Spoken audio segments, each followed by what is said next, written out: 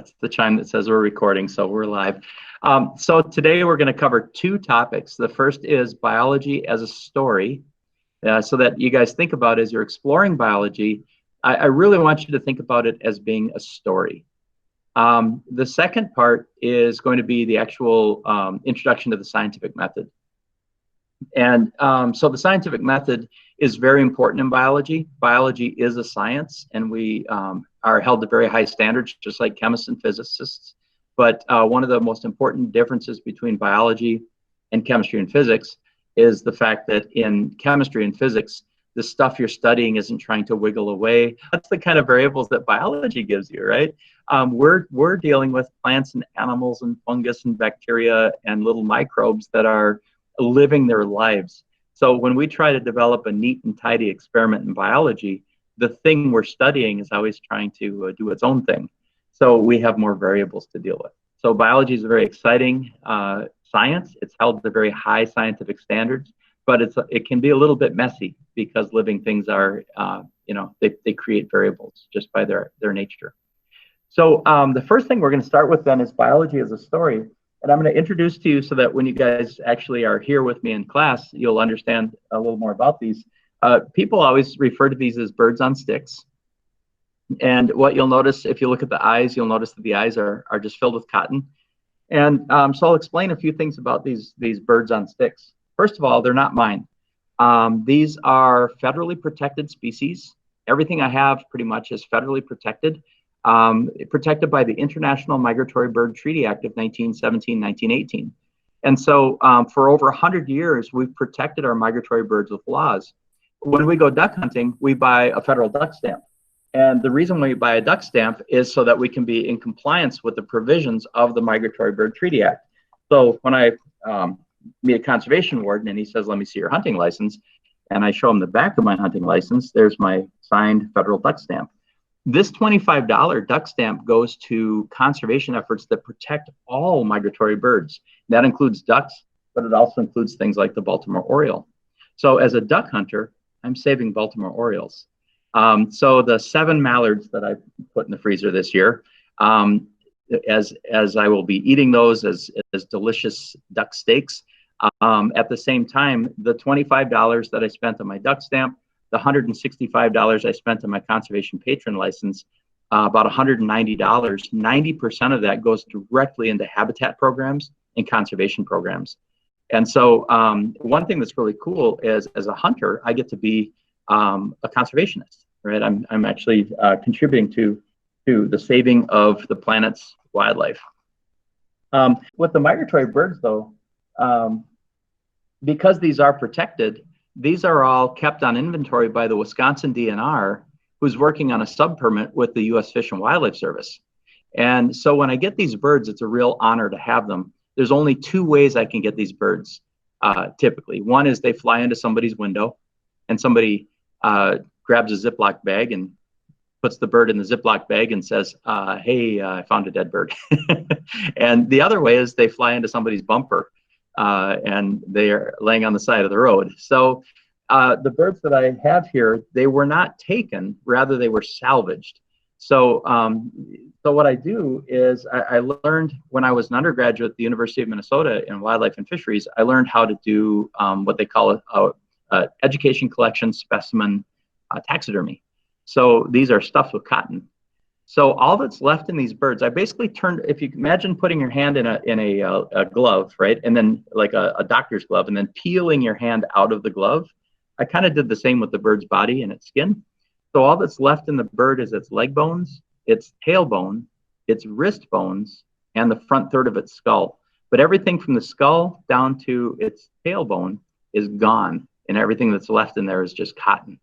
So the stick then is stuck into his beak, the base of his beak. And the reason we have the stick is so that I can hold it, turn it, and we can look at it without touching the feathers. In 1990, I was at the University of Minnesota's research collection at the James Ford Bell Museum of Natural History, and I saw a paradise tanager that was prepared this way. It's a bird from Brazil, from the tropical rainforest of Brazil. I saw a paradise tanager that was prepared this way in 1791. So I was looking at a bird at that time that was 199 years dead. So given that, this bird right here was put on a stick in 1993. You guys remember? 1993 was a pretty good year. Do you remember the music and stuff that was going on in 93? This bird has been dead and on a stick more than half of my life. 27 years this bird has been just like this. So they last, once they're on the stick, they last pretty much forever. Now, this bird right here, and I've got 3 of them here. This is, whoa, this is my favorite bird in the world. This is the American redstart. This is actually my favorite animal. Okay, maybe people and my dog Millie, but as far as like wildlife, this is my favorite animal, the American redstart. And if I put my hand next to the bird, you get a sense for how tiny it is. Right? When I hold it up next to the camera, it doesn't really show up as being so tiny, but there it is. I mean, it's the thing could just fit right in my palm. It's very tiny. And this bird has an amazing life. So I'm going to start off by showing you the first reason that this bird is my favorite animal in the world. But to do that, I have to share a tab. So what I'm going to do here is I'm going to share with you a map. And so the way we make this, I'll start with the abundance map. Okay. And this is a map that is made from crowdsourced data. I'm an eBird member, and there's about 1 million of us around the world who are eBird members. And what we do is when we go bird watching and we see birds, we fill out a checklist that tells where we were, when we were there, and what birds we saw. And we send those to eBird on the internet. And what's really cool about that is there's millions of us doing that. So eBird's databases are constantly getting hits that are telling you where, when, and what. And so each of those where, when, and whats becomes a pixel. And so the red pixels are in the months of June and July. The yellow pixels would be in the months of April, May, September, October. And the blue pixels would be in months like January, February, and March. So when you see that, you're seeing the red is the breeding season, the yellow is the migratory season, and the blue is the overwintering season. You can see that all of us together as an international team of citizen scientists using eBird have been able to make a very detailed map of the life of this bird, the American redstart. What's really cool about that, though, if I go back, is you can also animate it. So now let's watch their journey together. This is the journey of the American redstart populations as they go from their tropical rainforest overwintering grounds into their migration route into the northern parts of North America and then back down to the tropics. And so we can watch that again. And I want you to see where they are now and where they arrive. What do they have to cross to go from the tropics to Wisconsin? So here they're in the tropics and up into Wisconsin they go. What's that big barrier of, imagine trying to fly over that thing? Mountains? Well, a lot of them do cross into the Rockies. You can actually see they avoid the high mountains. Do you see that? As they're migrating, there's a big white patch out there that never seems to get filled with birds, and that's the Rockies. So they avoid mountains, but there's something else that I would be terrified to cross on my own. Don't they have to cross the Gulf? The Gulf? I'm sorry, say it again? The Gulf? The Gulf? Yeah, yeah. That's a 500-mile flight, isn't it? Can you imagine being told that today you're going to go run in a cross-country race, and the challenge is that you need to run 500 miles, and if you get tired and stop, you'll fall into the ocean and drown. So these little heroes are flying from the tropical rainforest across the Gulf of Mexico, and then here we go, and then up into the northern states. Another thing that's really cool about this bird is you can see, like, in the wintertime, Cuba is really important, and so is the Yucatan Peninsula of Mexico, the country of Belize and Guatemala. Look at one of the most important breeding places in its northern range, though, something you should be very proud of. So here we are down in Cuba and Mexico, Guatemala, and up into look what's right in the middle of their breeding range. You feel your Wisconsin pride just soaring right now? We'll watch it one more time. Look how prevalent Wisconsin is in their breeding range. It's central. So this little bird then, think about this. This little bird that's smaller than my hand, the entire population, with a few that skirt along the side of Mexico, most of the world's population every year, twice a year, flies across the Gulf of Mexico. Another thing that's cool is they do this at night, because if you did it during the day, there'd be hawks, there'd be gulls, there'd be things that would pick you off and eat you. So they fly and they're guided by starlight. So so that's one of the cool things. The more we start to learn about just one aspect of biology, the more heroic and the more fascinating it becomes. So here's how this pans out. This bird right here, and this is one of my favorite things about this bird, it's black and orange, right? And some people might mistake it for the much larger Baltimore Oriole, but when you look at the two together, the Baltimore Oriole is orange and black, and the American redstart is more black with orange. And the Baltimore Oriole is much larger than the American redstart. So with the American redstart, though, which is a common bird, when you see one, you're seeing a really rich and exciting story. And so what I'm going to do now is try to entertain you with that story. This is a female American redstart. And you can see that she's got this sort of powder blue, olive green uniform with yellow. And the male has the black and orange. And these two will get together in Wisconsin in late May, and they'll establish a nest. And when they have that nest, they'll usually lay about 4 eggs, and they'll get 4 young that will hatch. He's got to arrive first. He defends a territory that has enough resources for her to be happy. What's kind of mean, but also really cool, she doesn't choose him. She chooses where he can defend. So if there's a better male that can defend the territory and steal it from this guy, she'll choose him instead, because she's not as interested in his personality. What she's interested in his genetic fitness and his ability to secure an area that will feed her young. So she's looking out for her young's best interest. And so she's judging the male based on his ability to provide that.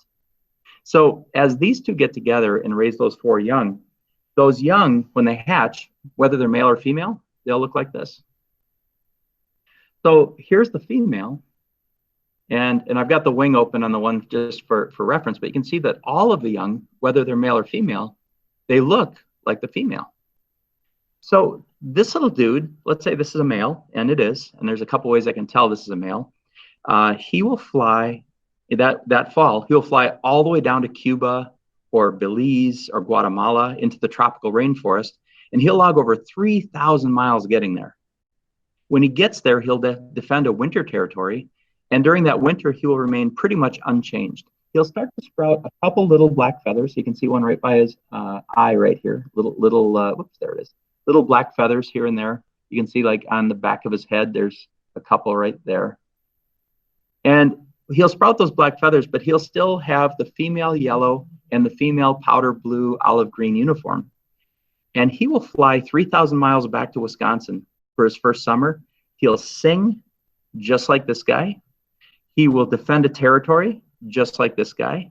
And he will successfully secure territories that will attract a mate. And he will father young in his first year back, looking like this. So then after he fathers his first clutch of young with a female mate, he'll fly another 3,000 miles in September back south to Cuba, Belize, Central America. And then in the second winter, he'll start to molt the feathers, and he'll molt them all out, and he'll get this uniform. So then he'll fly 3,000 more miles back, and now it's his 3rd time to Wisconsin. The first year he hatched out of the egg, the second time he came back from the rainforest, and the 3rd time when he comes back, he's going to come back all decked out in black and orange, and he's going to have 12,000 miles under his belt, and he's going to be a survivor of the tropical rainforest for 2 winters, and he'll sing, he'll declare territory, he'll attract a female, he'll raise young. As they get older, they start to get more orange on their belly. they get less white. So this is probably a 2.5 or 3.5-year-old bird, but they start to get very dark. And think about this, every year is 6,000 more miles. So by the time they've been around, that first winter, that second winter, now they've done, 12,000 miles, and then 18,000 miles, and then 24,000 miles. So when you see a bird that has a lot of orange on its belly as well, you're looking at a bird that's flown 24,000 miles in its life, has spent 4 winters in a tropical rainforest, has crossed the Gulf of Mexico 8 times.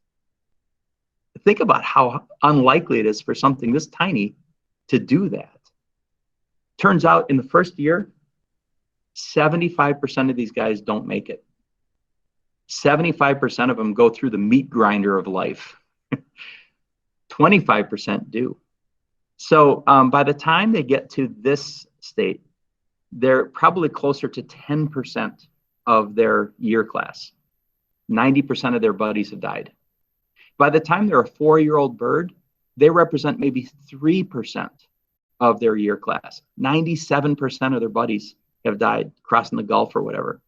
So when you see a bird like this with an orange belly right in here, you're seeing a really good survivor. And chances are that he might be so good at being a dad that he might raise 2 clutches of young. That she'll have 4 eggs, they'll fledge, and then they'll re-nest and they'll do it again and have 8 young. So these 3%ers are really good at doing what they do, and they're really good survivors. But to get there, 97% of them had to die. The last part, these little orange patches here, what's really cool about them, the Minnesota Zoo in Apple Valley, Minnesota, they wanted to have American redstarts on display on their Minnesota trail. And so they got a permit, and they had like 5 or 6 of them. And they kept them over the winter. So those redstarts did not migrate to the tropical rainforest, but they did molt that winter. They dropped feathers and they grew new feathers in. The Minnesota Zoo birds, when they grew in their orange feathers, they came in completely white. And so the scientists were totally baffled. These black and orange birds were now just black and white birds. And what they figured out was that these orange pigments are molecules that are picked up in food that these birds eat in the rainforest. And so the only way this bird can get orange is to live for a winter in a tropical rainforest. So here's the cool thing now. This May, you will see one of these birds. You'll see a bunch of these birds probably. And when you see the black and orange ones, here's what I want you to realize. The black and orange ones have crossed the Gulf of Mexico at least 4 times. The black and orange ones represent less than 10% of their graduating class. The black and orange ones are bringing molecules of the tropical rainforest for you to see in Wisconsin. Isn't that cool? So that's the story of biology. Everything in biology has a story like that. And that's why I love biology so much, but that's also why this is my favorite bird in the world. So there we go, the American redstart. All right, so how do we learn all that stuff? Oh, and by the way, you guys have all seen Baltimore Orioles, right? So let me share one more thing too. I guess I won't do the scientific method till next time we meet because apparently we're out of time already. But in this last 4 minutes, I'm going to share with you one more thing because you've already seen the Baltimore Oriole. I want to show you its journey. So if you go to ebird.org and you punch science, and then if you want to explore eBird status and trends, then you have this whole list of birds. And I know the Baltimore Oriole is one of the last birds on the list. There he is, Baltimore Oriole. And now I'm going to show you the migration of this bird. And I hope that this will impress you. When you see a Baltimore Oriole, look what this bird really is.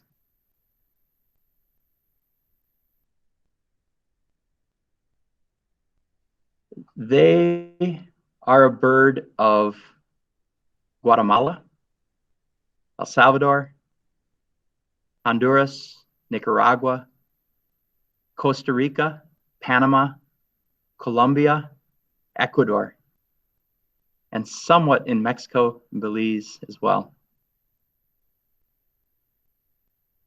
And then they come up and they spend their summers with us, but they're truly a tropical wonder. They're a tropical rainforest bird that we get to see.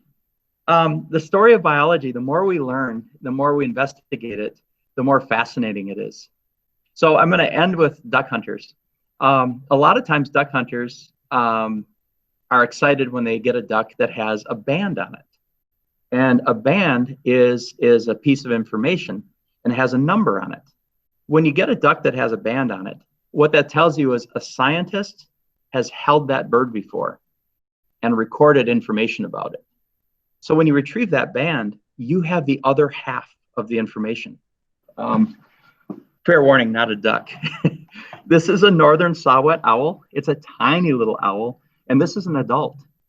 And when this was brought to me, it had died under someone's bird feeder on Balsam Lake. But look right here on the leg. Do you see that? He's got some bling, little jewelry. And this band has a number on it. So what you do is you go to the United States Geological Survey and you give them the band information. And in this case, there was a story. This bird was banded near Thunder Cape, Ontario, Canada, by John McCracken, Long Point Bird Observatory. And he was banded on September 30th, 2009. So what this tells us for sure is that saw-whet owls migrate between Ontario, Canada, and Balsam Lake, Wisconsin. The other thing was that this bird was then recovered on March 1st, 2011. When the bird was banded, it was a hatchier bird. So this bird hatched in 2009. And so now we have a death statistic also. This bird lived approximately 1.5 years. And so we know the distance this bird flew. We knew the conditions it was banded under. We knew the conditions it died under and how old it was when it died. And so every time we retrieve information like that, it helps us understand populations. Duck hunters do a phenomenal job of helping the USGS understand duck age, duck migration, and duck life tables, basically meaning how many are reproduced, how many survive each hatch year, et cetera, et cetera.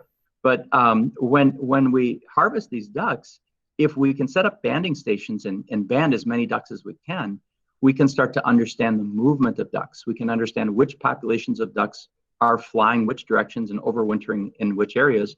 And that helps us prioritize landscapes that we can use for conservation. So really cool conservation stuff. There's a lot of ways that biologists can get data. And when we get that data, we can use that data to better understand our world and then use that information to make good choices, to make good decisions, and even to apply the biology in biological engineering, making things like vaccines, improving modern medicine, improving modern dentistry, veterinarian work, wildlife biology, landscape conservation, et cetera, et cetera. So the more we know, hopefully the better we can use that information and the better our world will be. So biology then is a story.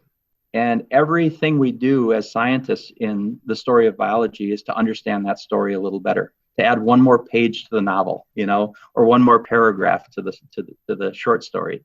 As scientists, every time we do an experiment, we are authoring a new part of the story. And so I hope that's something we'll do together this trimester. And as you explore things and investigate things, keep the story in mind, okay? All right, so here's just a little bit of inspiration for you as we sign off here. I want you guys to try to play for keeps when you study biology. Please don't just go through the motions and try to get done with one chapter and then go through the next chapter and try to get the best grade you can.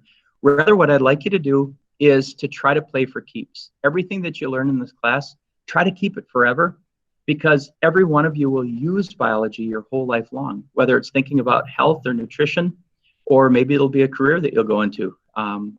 Whether it's wildlife biology or working in a greenhouse as a horticulturalist or working in a hospital as a nurse or a doctor. So play for keeps in biology and make it count.